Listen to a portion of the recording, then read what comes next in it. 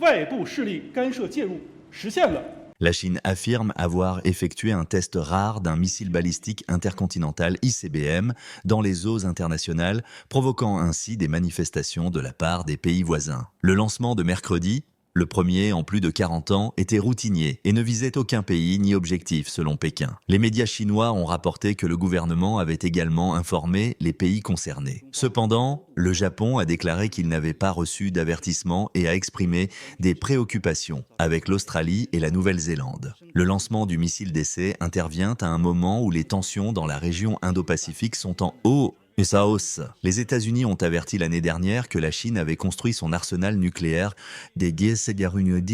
nucléaire dans le cadre de ses améliorations de défense, rapporte la BBC. Un missile balistique intercontinental peut parcourir plus de 5,5 km, plaçant la Chine à portée de frappe du continent américain et d'Hawaï. Cependant, l'arsenal de Pékin est encore estimé à moins d'un cinquième de la taille de celui des États-Unis et de la Russie. Et la Chine a longtemps affirmé que ses armes nucléaires ne sont destinées qu'à la défense.